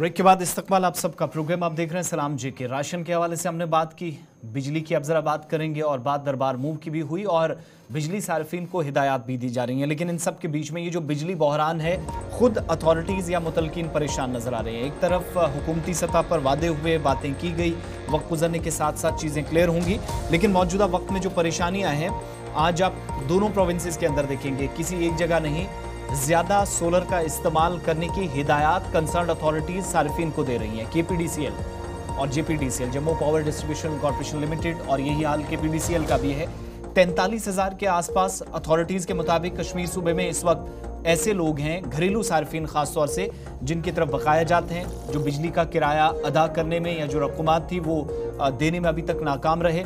नतीजा उसका ये कि मरकज़ के ज़ेर इंतज़ाम इलाके में इस वक्त दबाव सा महसूस कंसर्न अथॉरिटीज़ कर रहे हैं। PM सूर्य घर स्कीम, जिसकी शुरुआत हो चुकी है दोनों प्रोविंसेस के अंदर, जिसको मुफ्त बिजली योजना कहा गया है, और सरकार की जानिब से बाज़ाब्ता तौर पर इसमें सब्सिडी के साथ 3,000 जो 1 KWP जो आपको एक सोलर पैनल मिलेगा, उसमें 3,000 तक की जो मेगावाट तक की कैपेसिटी है, अगर ये इस्तेमाल होती हैं तो जाहिर सी बात है बिजली सप्लाई पर थोड़ा सा दबाव कम आएगा, और वो जो गैप और डिमांड और सप्लाई के बीच वाला जो गैप है, उस गैप को या उस तफावत को दूर करने में अथॉरिटीज़ अभी तक कामयाब नहीं हो सकी। लेकिन अब ये दूसरा तरीकाकार अपनाया जा रहा है। KPDCL आज के वक्त में मानता है कि 152 सोलर रूफटॉप्स हैं जो अलग अलग मकामात पर, जिनकी कैपेसिटी एक मखसूस है, आज के वक्त में नस्ब कर दी गई है। लेकिन इससे बदलेगा क्या, ये देखने वाली बात होगी। हमारे साथ इस वक्त इमरान नाइक को, श्रीनगर से इमरान नाइक को इस वक्त ज्वाइन किए हुए हैं। इमरान, कश्मीर सूबे के अंदर या जम्मू सूबे के अंदर हालात एक जैसे हैं, स्केड्यूल्स बार बार आ रहे हैं। अब अनकट पावर, वो जो अनशेड्यूल पावर कट्स का सिलसिला, वो भी हम सरमा के दौरान देखेंगे। मगर क्या वाकई में अथॉरिटीज़ इतनी बेबस हो गई हैं कि अब सहारा लिया जा रहा है, या ये बताना कि आप सोलर पैनल का इस्तेमाल करें, मुश्किलात शायद किसी हद तक कम हो सकती हैं? बेसिक प्रॉब्लम्स जो हैं उनको दूर करने के लिए क्या वाकई में जिस संजीदगी का मुजाहिरा किया जाना चाहिए था वो नहीं हुआ? नतीजा ये कि अब शायद वाकई में सोलर पैनल्स पर इस सरमा के दौरान ज्यादा डिपेंडेंसी हम देखेंगे दोनों प्रोविंसेस में। देखिए, दरअसल 2024 इसी साल फरवरी में प्राइम मिनिस्टर की तरफ से ये जो मुफ्त घर बिजली स्कीम जो है सूर्य घर, PM सूर्य घर, इसको लॉन्च किया गया था, और इसका जो हदफ है 2027 मार्च तक दिया गया है पूरे मुल्क में, और तकरीबन 78 जो करोड़ लोग हैं उसको इसमें अकोमोडेट करना है। लेकिन जहाँ तक जम्मू कश्मीर का ताल्लुक है, उसके बाद ही यहाँ पे भी इस पे काम शुरू हुआ था, और आपको याद होगा कि पिछले महीने सितंबर में जम्मू कश्मीर गवर्नमेंट की तरफ से एक कमेटी भी तश्कील दी गई थी ताकि ये जो सोलर पैनल यूनिट्स है इनको इंस्टॉल किया जाए। और इस हवाले से UT सतह पर चीफ सेक्रेटरी की सदारत में एक कमेटी बनाई गई थी, जिसमें तकरीबन 11 डिपार्टमेंट्स के एडमिनिस्ट्रेटिव सेक्रेटरीज उसके मेंबर्स थे, और इसके अलावा डिस्ट्रिक्ट लेवल पे 8 मेंबर्स की कमेटी हर डिस्ट्रिक्ट में बनाई गई है, और जिस कमेटी के सरबराही वहाँ के डिप्टी कमिश्नर्स कर रहे हैं। लेकिन चूंकि गवर्नमेंट ये समझती है कि ये जो सोलर पैनल को इंस्टॉल करना, इससे जो हाउस होल्डर्स है वो खुद अपनी इलेक्ट्रिसिटी जनरेट कर सके, और इसीलिए गवर्नमेंट ऑफ इंडिया की तरफ से इस स्कीम को लॉन्च करने के बाद ही ये कहा गया है कि अगर आप 1 किलोवाट, 2 किलोवाट या 3 किलोवाट सोलर पैनल्स को लेंगे, सब्सिडी आपको 60% सब्सिडी आपको मिलेगी। यानी कि अगर आप 1 किलोवाट लेते हैं तो आपको 60% सब्सिडी मिलेगी। अगर आप 2 से 3 किलोवाट लेते हैं तो आपको मज़ीद 40% सब्सिडी में इजाफा होगा, और ताकि जितना हो सके लोग इसमें जुड़ सके और वो इस सोलर पैनल्स का इस्तेमाल कर सके, और घरों से खुद ही जो हाउस होल्डर्स है वो इलेक्ट्रिसिटी जनरेट कर सके। और इसीलिए अब गवर्नमेंट की मुसलसल कोशिश है कि वो लोगों को इसकी तरफ रागिब करें, और जिस तरीके से कल शाम को ये स्टेटमेंट भी गवर्नमेंट की तरफ से आया है कि लोग ज़्यादा से ज़्यादा इससे मुस्तफ़ीद हो, और तकरीबन 3,000 से ज़्यादा अभी तक गवर्नमेंट को इसकी एप्लीकेशंस मौसूल हुई है, और 100 से ज़्यादा लोगों ने अभी तक इसमें इंस्टॉल अपने जो सोलर पैनल से रूफटॉप्स के ऊपर वो इंस्टॉल किए हुए हैं, जो इसका अभी लाभ ले रहे हैं। लेकिन जहाँ तक आपका कहना है कि सोलर या फिर हमारी जो इलेक्ट्रिसिटी, मेन इलेक्ट्रिसिटी है, उसमें ये देख के कि शायद हमारे पास उतनी अभी सूरत हाल जो है उस तनाजुर में ये चीज़ें अब गवर्नमेंट इस पे ज़्यादा फोकस कर रही है। बेसिकली जो हम देख रहे हैं कि जम्मू कश्मीर के पास खुद की एक हाइड्रो इलेक्ट्रिसिटी की काफ़ी जनरेशन है, कैपेसिटी भी है और यहाँ पे उसकी सलाहियत भी है। एक तरफ गवर्नमेंट उस पर फोकस कर रही है, लेकिन जहाँ तक इस सोलर पैनल का ताल्लुक है, इसको गवर्नमेंट ऑफ इंडिया की तरफ से ही प्राइम मिनिस्टर ने जब लॉन्च किया तो उसी टाइम ये लोगों से कहा गया था कि वो ज़्यादा से ज़्यादा इससे लाभ हो जाएं और ताकि इस पर उतना खर्चा नहीं है जो हमारी हाइड्रो इलेक्ट्रिसिटी या बाकी जो इलेक्ट्रिसिटी के ज़रिए है जहाँ से हम जनरेट करते हैं उतना इस पर खर्चा नहीं है और इसीलिए लोगों से कहा जा रहा है कि वो ज़्यादा से ज़्यादा इसके साथ जुड़ जाए। और जो मैंने कहा कि इसके लिए कमेटी लास्ट मंथ भी तैयार की गई है, एक तो यूटी सतह पर भी और डिस्ट्रिक्ट सतह पर भी, और उनको ये भी बताया गया है कि जो ministry of new and renewable energy है और दोनों कमिटीज़ हर महीने अपना जो स्टेटस है मिनिस्ट्री को फराहम करें और ये डाटा बताए कि किस डिस्ट्रिक्ट में कौन से इलाके में किस तरीके की कितने लोग इसके साथ जो है मुस्तफीद हो रहे हैं। और साथ साथ लोगों को इसी हवाले से अब ये हिदायत दी जा रही है कि वो सोलर पैनल्स को इंस्टॉल करें। लेकिन मजमूई तौर पर हम देख रहे हैं कि जो इस वक्त बिजली का बहरान कई सालों से लगातार हम देख रहे हैं, अगर हम अपार्ट फ्राम सोलर पैनल की बात करें या इसको साइड में रख के भी जो हमारी हाइड्रो इलेक्ट्रिसिटी का जो यहाँ पे इशू है, लोग खासकर सर्दियों में इलेक्ट्रिसिटी का सबसे ज़्यादा फुकदान रहता है। और दूसरा ये कि जो इससे पहले भी हमने खबर चलाई थी कि 5,000 करोड़ रुपए का ऑलरेडी डेफिसिट है हमारे KPDCL डिपार्टमेंट को, तो उसकी भर्ती करना भी government of Jammu and Kashmir के लिए या KPDCL के एक बड़ा चैलेंज है। सो इन सारे पर्सपेक्टिव्स में अब गवर्नमेंट ये समझती है कि जितना हो सके कि इस स्कीम को ज़्यादा से ज़्यादा इसको ज़्यादा से ज़्यादा लोगों तक पहुँचाए, फ़ाल करें, ताकि जो है मेन जो इशू इलेक्ट्रिसिटी का तो है इमरान, क्या ये फिर उस बात पर मोहर लग गई कि आप जब अथॉरिटी से खुद मशवरा देने लगे आपको ये करना चाहिए, ये अब सरमा बिल्कुल साथ है या दस्तक दे चुका है, ऐसा भी कहें शायद गलत नहीं होगा। सरमा में जो आमतौर पर परेशानियां रहती थी वो डिमांड और सप्लाई के बीच वाला जो गैप था उस फर्क को दूर कभी नहीं किया जा सका। ये एक इशारा भी इस तरफ है कि अप टू मार्च अप्रैल इस मुसीबत से और गुजरना पड़ेगा, जूझना पड़ेगा, तो अपने हिसाब से तैयारी कर लें, एक तरह की वार्निंग अगर इन शॉर्ट हम समझें। जी जाहिर सी बात है, आप देखिए कि विंटर का सीजन आ रहा है और इनफैक्ट विंटर शुरू भी हो चुका है कश्मीर में अगर देखा जाए तो। अब इस सीजन में आपको विंटर में जहां आपको इलेक्ट्रिसिटी की बहुत ज़्यादा डिमांड होती है जैसा कि हम जानते हैं, लेकिन इस तनाजुर में गवर्नमेंट की तरफ से स्टेटमेंट उसी वक्त आना विंटर में ही कि आप जी सोलर पैनल को ज़्यादा से ज़्यादा उसका लाभ लें, उसकी जो सब्सिडी है उस हवाले से आपको अवेयर किया जा रहा है।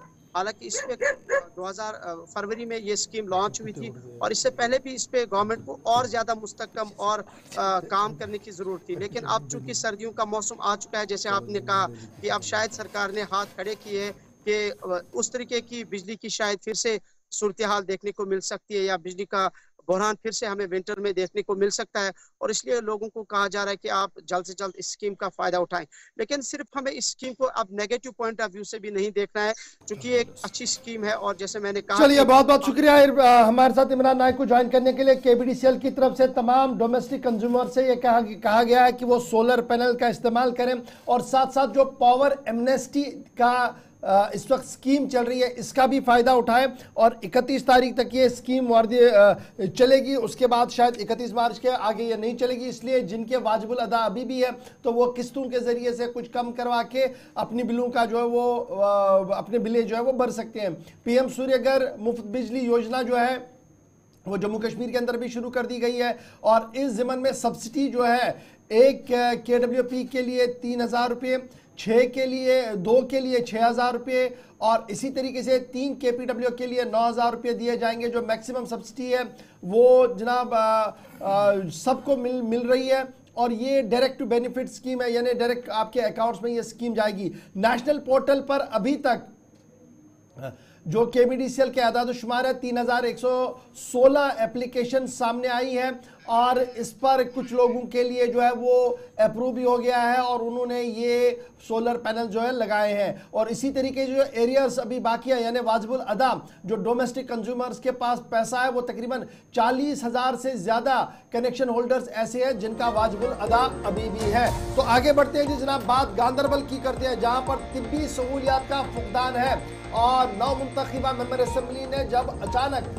इलाके का मुआयना किया, अस्पताल का मुआयना किया, तो पता लगा कि अस्पताल के रिकॉर्ड में सब कुछ ठीक ठाक है लेकिन ज़मीनी सूरत हाल कुछ और ही बयान कर रही है। बिल्कुल मुख्तलिफ इलाके ऐसे हैं जहां से शिकायतें आई।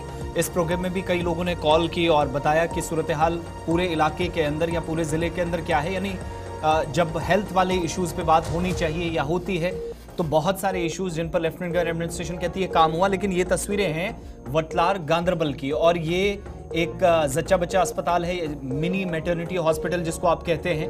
उस अस्पताल की छत की तरफ देखेंगे तब भी हालत खराब, जमीन पर देखेंगे तब भी हालत खराब, और उसको भी 2 मिनट साइड रखिएगा, वो तो चलो साफ सफाई का काम है, समझ में आता है, 1 घंटे 2 घंटे लगकर हो सकता है। लेकिन ये जो मशीनरी आप देख रहे हैं, इशफाक की करोड़ों रुपए की मशीनरी है, इलाज में इस्तेमाल न करने के बजाय इसको साइडलाइन कर दिया गया। इतलात ये है कि महर अली जो MLA है कंगन के, उन्होंने अस्पताल का मुआयना किया, मुलाजमीन वहाँ मौजूद ही नहीं थे, जो लगातार शिकायतें आ रही थी और वो सही साबित हुई। मेडिकल सेंटर जो बनाया गया है जच्चा बच्चा सेंटर, यहाँ पर बुनियादी तौर पर करोड़ों रुपए की मशीनें तो लगाई गई हैं लेकिन वो उस तरीके से नहीं रखी गई हैं जिससे उसका फ़ायदा किसी को मिले, और ये तस्वीरें खुद बयान कर रही है कि क्या कुछ हो गया है। MLA कंगन महर अली ने जब सरप्राइज विजिट किया मैटरनिटी सेंटर वतलार गांदरबल का, तो पता लगा कि न तो डॉक्टर वहां पर मौजूद है, न नीम तिब्बी अमला मौजूद है, और जो अवाम वहां पर है, जब उन्होंने अपनी रुदात सुनाई तो उसके बाद यकीन दिलाया गया कि सूरत हाल को बेहतर बनाने के लिए हर मुमकिन कदम उठाया जाएगा। लेकिन लगातार USG की फैसिलिटी, एक्सरे की फैसिलिटी और दीगर फैसिलिटियां जो इस जच्चा बच्चा अस्पताल के अंदर होनी चाहिए थी ना के बराबर है, और आज खुद मुशाहिदा महर अली की तरफ से लिया गया। और उम्मीद ये लगाई जा रही है कि अब जब नौमुंतखबा मेंबर असेंबली के सामने सब कुछ आ चुका है तो आने वाले बोर्ड मीटिंग्स और दीगर मामलात में इस निज़ाम को दुरुस्त भी किया जाएगा। चलिए, मियां महर अली साहब रुकन असेंबली है कंगन से, हमारे साथ इस वक्त फोन लाइन पे भी हैं। बहुत शुक्रिया महर अली साहब, खुशामदीद प्रोग्राम सलाम जेके में आपको कहेंगे। ये जो हम तस्वीरें दिखा रहे हैं, कल जब आपने सरप्राइज विजिट किया तो बड़ी सारी कमियां या जो खामियां हैं वो पाई गई।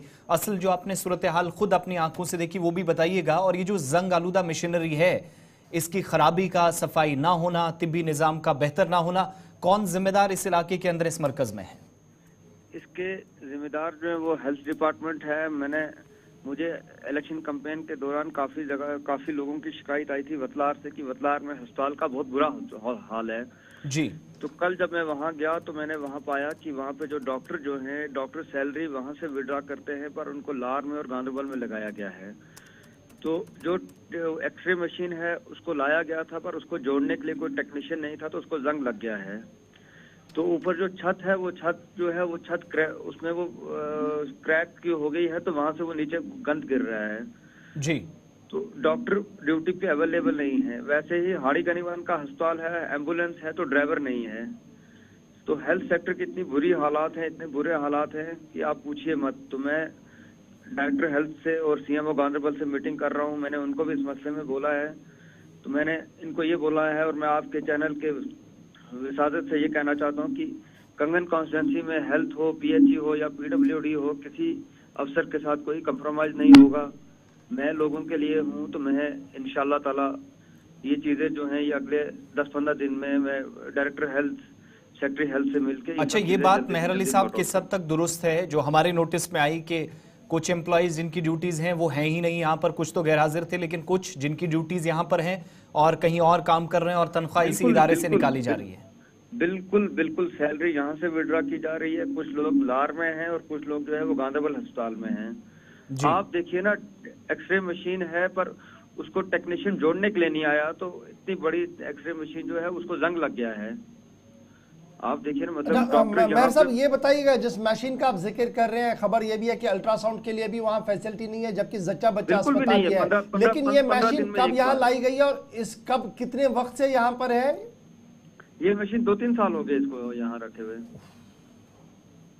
यानी 3 साल से मुसलसल मशीन यहाँ पर रखी गई। कागजात में तो है कि यहाँ पर जनाब एक्सरे भी चल रहा है, सब कुछ चल रहा है, लेकिन बुनियादी सूरत ये है, जब आपने अचानक मुआयना किया तो पता लगा मशीन तो कागजात में है, लेकिन जमीनी सतह पर न वो चल रही है और ना ही टेक्नीशियन वहां पर है। तो क्या हम ये माने कि आज तक जो पेंट किया गया कि हम जी आगे दौड़ रहे हैं, बहुत बेहतर है, सूरत हाल अब जाकर खुलेगी सबकी और सबकी पोल सामने आएगी कि जनाब जो कागजों में दिखाया गया, जो अफसरशाही ने लेफ्टिनेंट गवर्नर के सामने रखने की कोशिश की, दरअसल उसके बरक सब कुछ ग्राउंड जीरो पर है। ग्राउंड जीरो पे जी सब चीजें जीरो हैं, ग्राउंड जीरो पे जनाब सब चीजें जीरो हैं, कुछ भी नहीं है ग्राउंड पे। हेल्थ डिपार्टमेंट की कंगन में बहुत बुरा हाल है। अगर मैं कंगन कॉन्स्टिट्यूंसी की बात करूं तो हेल्थ डिपार्टमेंट का बहुत बुरा हाल है। ये लोग जो हैं ये अल्लाह ताला के भरोसे छोड़ दिए हैं। डॉक्टरों ने, एम्बुलेंस नहीं है, कहीं एम्बुलेंस है तो ड्राइवर नहीं है, मशीन है तो वो चलती नहीं है, डॉक्टर यहाँ पे है, सैलरी दूसरी जगह से विड्रॉ कर रहा है। मियां मेहर अली साहब, अब जब ये सब कुछ हमने देखा जो आप बता भी रहे हैं, इसकी जब ऑफिशियली तस्दीक भी हो जाएगी, कम से कम ये समझ में आता है कि टॉप लेवल पर, ब्यूरोक्रेटिक स्तर पर, ब्यूरोक्रेटिक लेवल पर परेशानियां रही हैं, कमी है। क्या अकाउंटेबिलिटी और ट्रांसपेरेंसी की जब बात हो रही है, निज़ाम में शफाफियत और एहतसाब की बात हो रही है, तो आला अफसरान पर कार्रवाई की भी हम उम्मीद रखें फिर इसके बाद? बिल्कुल बिल्कुल, क्यों नहीं, जो आदमी काम नहीं करेगा उस पर कार्रवाई की जाएगी, चाहे वो कोई भी क्यों ना हो। कंप्रोमाइज काम के लिए किसी आदमी के साथ, किसी अफसर के साथ नहीं किया जा सकता, वो तो सवाल ही नहीं पैदा होता है। बहुत शुक्रिया मियां मेहर अली साहब। हमने जो आवाम से जो वोट मांगा है, जो मुझे वोट मिला है, वो तो इसी बात पे मिला है, और अगर मैं इसी बात पे कॉम्प्रोमाइज कर लूं तो फिर तो कोई फायदा ही नहीं है। बहुत शुक्रिया इस प्रोग्राम में हमारे साथ जुड़ने के लिए। और थोड़ी देर बाद जब हम कॉल शुरू करेंगे तो आप अपने इलाकों के अंदर तिब्बी सहूलियात और बिजली के हवाले से भी ज़रूर शिकायत रखिएगा, लेकिन ख़ास तौर पर उन इदारों के मुतल्लिक सवालात या आपके पास कोई बात हो, कोई सबूत हो, तो ज़रूर हम तक वीडियोज़, तस्वीर भी पहुँचाइएगा। नंबर स्क्रीन पर भी चल रहे हैं, कॉल करके भी बता सकते हैं। और थोड़ी देर में जब कॉलिंग का सिलसिला शुरू करेंगे तो आज ज़रा इस निज़ाम की इस वक्त सूरत हाल क्या है उस पर बात करेंगे, और जो हालात, एक अच्छी इमारत बनी है, एक अच्छा मरकज़ है, लेकिन अंदर सिचुएशन क्या है, मेहर अली साहब खुद बता रहे थे, सरप्राइज विजिट किया तो सिचुएशन कैसी पाई। आप अपने इलाकों की सूरत हाल जो है ज़रा उसको भी हमारे साथ डिस्कस करने की कोशिश करें। ब्रेक छोटा सा लेना है, ब्रेक के उस पर वापस आएंगे, सीधा आप कॉल्स पर चलेंगे और साथ साथ आपको बताएंगे कि एक इलाके के अंदर एक हुक्मनामा निकला हुआ है, उस हुक्मनामे के मकसद क्या है, थोड़ी देर में वो, और साथ साथ आपकी कॉल्स। तो कॉल करना आप शुरू करें ब्रेक के उस पार कॉलिंग पर।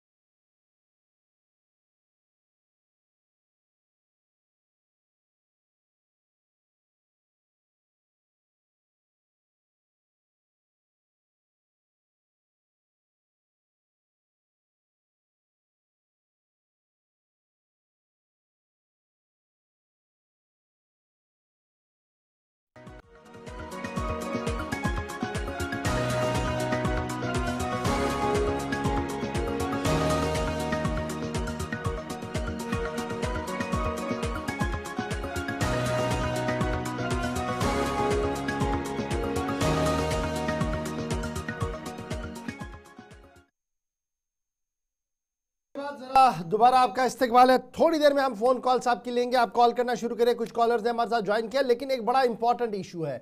इशू ये है कि कहा गया कि जनाब तंबाकू नोशी और सिगरेट की जो बिक्री है ये स्कूल्स के बाहर, कॉलेज के बाहर, मजहबी मकामात के बाहर पाबंदी है इसकी। न सिर्फ ये तंबाकू वाला बल्कि सिगरेट वाले और दीगर चीज़ों पर भी ये पाबंदी है और साथ साथ शराब वाले मामले पर भी ये पाबंदी है। लेकिन इस वक्त जो खबर हमारे पास है, ज़िला शोपिया में इस हुक्म की खिलाफ वर्जी हो रही है और ज़िला इंतज़ामिया मुकम्मल तौर पर इसे नाफिजुल अमल बनाने में नाकाम हो रहा है, क्योंकि इतलात और ख़बर ये है कि जो कानून है probation of advertisement and regulation of trade and commerce, production, supply and distribution act 2003 जिसके तहत सिगरेट और तंबाकू प्रोडक्टों को आप इन इलाकों के अंदर नहीं बेच सकते, मना उन मकामात पर नहीं बेच सकते जहां पर तालीमी इदारे हो। स्पेशली 100 यार्ड का जो इसमें मार्क किया गया है उसकी खिलाफ वर्जी बड़े पैमाने पर हो रही है और मुख्तलिफ इलाकों से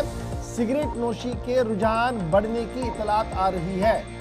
ड्रग्स तो हो ही रहा है, अब सिगरेट भी बढ़ रहा है, ये दूसरी परेशानी है। और ये सिर्फ शुपिया वाली कहानी नहीं है बल्कि मुख्तलिफ इलाकों से। और इतला ये है कि अब डिस्ट्रिक्ट एडमिनिस्ट्रेशन ने मुकम्मल तौर पर पाबंदी कर दिया कि माइनर्स को स्कूलों के पास वाले जो दुकानदार है वो नहीं बेचेंगे। पहले ये बेचेंगे ही क्यों वहाँ पर, ये भी बड़ा सवाल है। फिर आप ऑर्डर निकाल कर सिर्फ अपना पल्ला झाड़ेंगे, ये एक दूसरी परेशानी है। फिलहाल बड़ी खबर कि जिला इंतजामिया की नींद टूटी।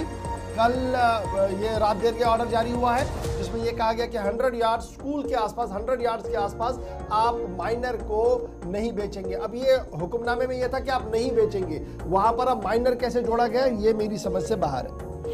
एक चीज जिस पर सवाल इशफाक पूछा जा रहा है, कहा गया कि जो लोग ये सामान बेचते हैं, तंबाकू रिलेटेड प्रोडक्ट्स हैं, इन मसनूआत की फरोख्त जो लोग करते हैं वो 18 साल से कम उम्र किसी भी शख्स को या फिर जो नाबालिग हैं उनको ना दें, और वो भी स्कूल के आसपास। लेकिन ये जो आइडेंटिफिकेशन वाला मामला है कि कैसे क्या है, ये तो ज़्यादा चीज़ें इंतजामिया ने ऐसा लगता है अपनी सर से उतार दी हैं, दुकानदारों पर ज़्यादा डाल दी हैं। इस पर इस वक्त सोशल मीडिया सार्फिन सवाल, ये ऐसा सवाल है कि आपको कहा गया कि आधार कार्ड साथ रखे या अपने डेट ऑफ बर्थ के लिए आप बता, बाज़ाब्ता कहा गया है सिगरेट ले सकते हैं। ये इस ऑर्डर में लिखा गया है, मेरी समझ से ये बाहर ये ऑर्डर है। लेकिन जनाब बात जरूर कीजिएगा, जब पाबंदी है government of Jammu Kashmir, government of India, फिर सुप्रीम कोर्ट की गाइडलाइंस है कि स्कूल कॉलेज के बाहर आप न तो इश्तिहार लगा सकते हैं ना इसको बेच सकते हैं। तो ये बीच वाला रास्ता लेकर आप किसको बचाने की कोशिश करते हैं, ये हमारी समझ से बाहर है। फिलहाल चलिए जी फटाफट से आप जरा फोन कॉल्स किए और आते हैं जी। कॉलर्स ने हमारे साथ ज्वाइन कर लिया, 9:50 का वक्त हुआ चला है, आखिरी 10 मिनट हमारे साथ है। लेकिन दो बातें आप जरूर बताइएगा। एक तो अपना मामला जो आप रखेंगे, हुकूमत को आज के दिन क्या कुछ करने की जरूरत है, फीडबैक के तौर पर अवाम अपनी बात रखें।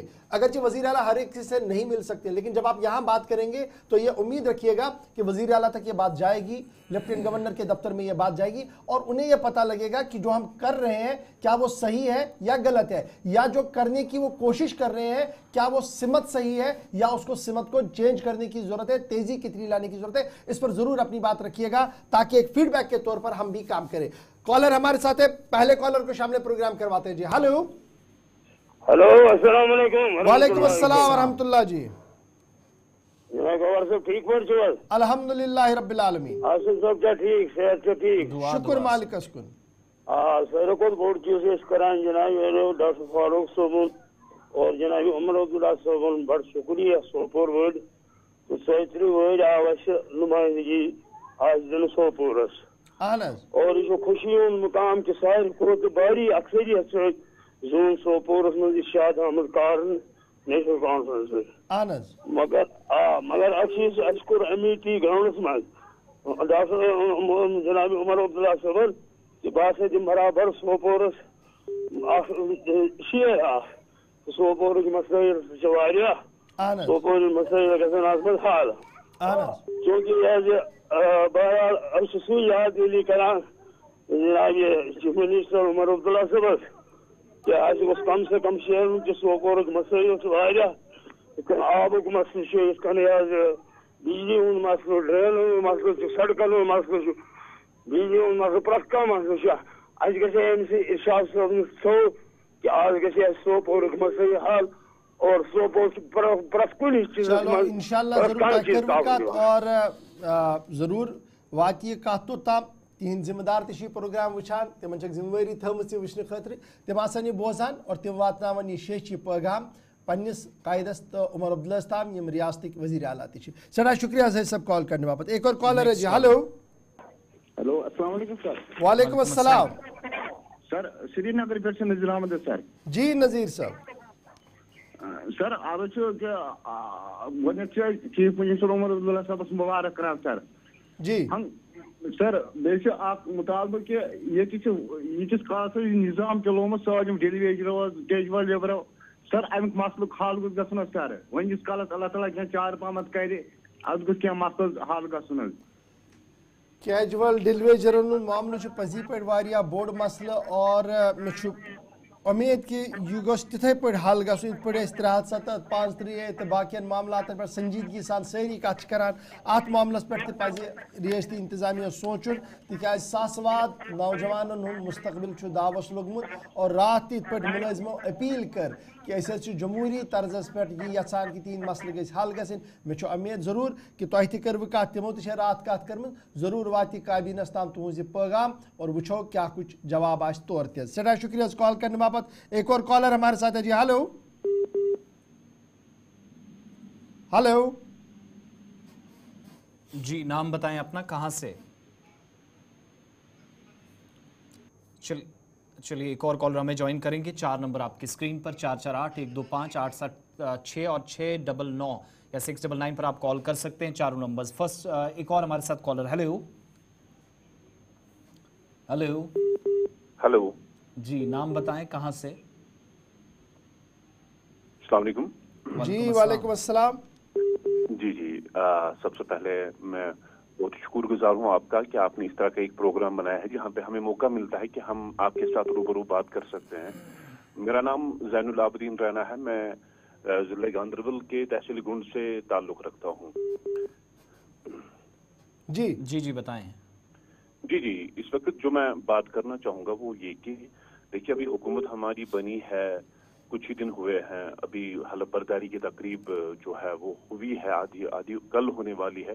तो मैं देख रहा हूँ कि सोशल मीडिया पे कुछ लोग बड़ी वो नेगेटिविटी फैलाते रहते हैं कि वो नहीं होगा, शायद ये नहीं होगा, उमर साहब ने ये बोला, वो नहीं बोलना था। तो मुझे लगता है कि इस तरह की नेगेटिविटी फैलाना अच्छी बात नहीं है। हमने बड़े टफ दौर देखे हैं, बड़े हार्डशिप्स देखे हैं कश्मीरी कौम ने, जम्मू कश्मीर की कौम ने। तो अभी हमें जो है हौसला रखना चाहिए, अल्लाह पे भरोसा रखना चाहिए और हमें इन हुक्मरानों को जो है एक वक्त देना चाहिए। देखिए जो भी कुछ बिगड़ा है इसको मतलब ठीक होने में, वापस आने में एक मुद्दत तो लगेगी। जो भी हमारी प्रॉब्लम्स हैं, जो भी हम अभी मुश्किलात जो भी हमारे सामने हैं, ये सब हल होने में जो एक टाइम तो लगेगा। तो एक नेगेटिविटी जो एक मुझे लगता है कुछ शरपसंद अनासिर ही होते हैं, ये लोग जो आवाम को हमेशा परेशान करने की कोशिश जो है करते रहते हैं। तो इस चीज पे जो है आप भी जो है इस पे गौर कर सकते हैं। आपने भी शायद सोशल मीडिया पे ये देखा होगा। तो इस तरह का एक वो तनकीद बराए तनकीद ये अच्छी बात नहीं है मौजूदा हालात में। तो तनकीद बराए तामीर हो तो अच्छी बात है, लेकिन तनकीद बराए तनकीद ये बड़ी बुरी बात है हमारे लिए। कौम का अगर आप दर्द रखते हो, कौम की हमदर्दी है आप में, तो ये चीज बिल्कुल आप छोड़ दें। बिल्कुल ये तो बात आपकी सही है, मैं आपकी बात की तायीद करता हूं कि अभी जुमा 2 ही दिन हुए हैं, 4 दिन भी नहीं हुए हुकूमत को, और एक्सपेक्टेशन बहुत ज़्यादा लगाना शायद मुश्किल भी है और नामुमकिन भी है, क्योंकि थोड़ा बहुत स्ट्रीमलाइन करने में वक्त लग सकता है। 1-1.5 महीने का वक्त लगेगा, आहिस्ता आहिस्ता करके चीज़ें स्ट्रीमलाइन होंगी। लेकिन रातों रात फिर तनकीद करना कि ऐसा किया नहीं, ऐसा नहीं किया, फिर वीडियोस बना के पोस्ट करना, शायद वो मनफी ये है तनकीद है। तनकीद बराए तामीर के हम भी कायल है, और जिस तरीके से आपने बात रखी है मुझे उम्मीद है कि सारे लोग जो है वो इसकी ओर तवज्जो देकर इसकी ओर भी सोचेंगे, और इस तरीके से ही अगर हम सब सोचेंगे तो ज़रूर जो हमारे छोटे बड़े मसाइल हैं उनका कोई ना कोई हल निकलेगा। बहुत शुक्रिया जी आपका हमारे साथ ज्वाइन करने के लिए। एक और कॉलर हमारे साथ है जी। हेलो हेलो नाम बताइएगा, कहां से? हेलो हेलो जी हेलो अस्सलाम वालेकुम। वालेकुम अस्सलाम व रहमतुल्लाह। गवर साहब बहुत बशीर अहमद वना बहुत वनाम कॉफी बाग पे जी बशीर साहब वन्यवास तो मैं गवर साहब आदर्श में इतना अच्छी neighbour control sir Saeed market आनस आथाज कर इमो स्मार्ट सिटी में तमाम सिटी गेट ये ना ये G20 और चला इजलास आनस आथाज ये लाजिमो लाइट मगर इन लाइट छना चलान की अर्जी ती दिसे वारिया प्रेसिडेंट सन जरिए आनस मगर वुनिक तान ती छना इन लाइट चलान की वजह क्या जो लाइट छन चलान तिम जो ना कनेक्शन दित कीन कि ना कनेक्शन दित कीन तिमो कड पोसो वोस ठेकदरो वेकदरो क्या सो कडनो तिम कड म्युनिसिपैलिटी मंत्री वेज वायरल लाइट वापस देत मगर जनाब एली लाइट छना चलान की। चलो सड़ा शुक्रिया उस कॉल करने बापत, और एक और कॉलर दे दीजिएगा। हेलो अस्सलाम वालेकुम। वालेकुम अस्सलाम। जी मैं बांडीपोरा से बोल रही हूँ। जी नाम बताएं अपना। जी मैं सकीना बोल रही हूँ। जी सकीना बहन बताएं। मैं बोल रही हूँ जो से अभी बोला ये नहीं खबर कि 100 गज की दूरी पर ये तमोक नशी क्या बोलते हैं। जी जी जी, ये कहाँ से आ रहे हैं? 1 गज दूरी रखने के लिए आप बोल रहे हो, लेकिन जवान है ना, नौजवान जो टीन एज है वो कहाँ समझेंगे ये क्या बात है? वो पता नहीं कहाँ से लाते हैं। आप ही बताओ, ये जो जहाँ से आ रहे हैं उसको उधर से ही बंद करो ना। जिस तरीके से हम ये मोदी साहब ने राशन कार्ड सब उधर इधर से बंद किया कश्मीर के लिए। चलिए बहुत शुक्रिया बहन। ये बड़ी इंपॉर्टेंट है कि अगर मेन सोर्स बंद हो तो ये चीज़ें चलेंगी नहीं, लेकिन फिर वही मामला आता है कि इतना विल पावर है किसी के पास दिल्ली से लेकर यहाँ तक ये चीज़ें हो पाएंगी। लेकिन ज़रूर आपने बात रखी है, मैं समझ सकता हूँ जिन आवाज़ के साथ और जिस दर्द के साथ आपने बात रखी है कि मामला हमारे आगे पीछे कैसा है। इंशाल्लाह एक दोस्त लिख रहा था कि जनाब आपने मंशियात वाले मामले पर गोल कर दिया। बिल्कुल नहीं किया है जी, थोड़ा सा इंतज़ार इसलिए था कि नई हुकूमत बनी है, इनकी तरजीहात में वो मामला है। हम ज़रूर जो ही थोड़ा वक्त देंगे इनको, फिर याद दिलाएंगे कि हम किस दलदल में फंसे और क्या कुछ करने की ज़रूरत है। इनफरादी तौर पर हम सारी टीम हमारी जो है गुलिस्तान की वो इस पर काम कर रही है। टीवी पर आपको ज़रूर वो चीज़ें नहीं दिख रही होंगी पिछले कई दिनों से, उसके लिए हम माजरत ख्वाह है, क्योंकि कुछ टेक्निकलिटीज़ होती हैं कि नए लोग जब आएँ तो उन्हें थोड़ा सा मौका काम करने का दें। लेकिन याद दहानी भी हम ज़रूर कराएंगे। आपके साथ वादा है कि जिस मुहिम को शुरू किया है वो मंतकी अंजाम तक पहुँचा कर ही हम दम लेंगे। फ़िलहाल आज प्रोग्राम सलाम जेके में मेरे साथ बस इतना ही। आसिफ और मुझे देंगे इजाज़त। पूरे दिन आप हमारे साथ बने रहेंगे। खबर, तजिया, तबसरा और खुसूसी प्रोग्राम्स में हम आपके सामने ताज़ा तरीन सूरत हाल रखेंगे, न सिर्फ जम्मू कश्मीर की, आलमी सूरत हाल भी और मुल्क की सूरत हाल भी आप टीवी पर ज़रूर देखेंगे। हमारी राब्ता site Facebook, YouTube, Twitter, Instagram और ऑफिशियल वेबसाइट पर ज़रूर लॉग इन कीजिएगा। अल्लाह हाफ़िज़।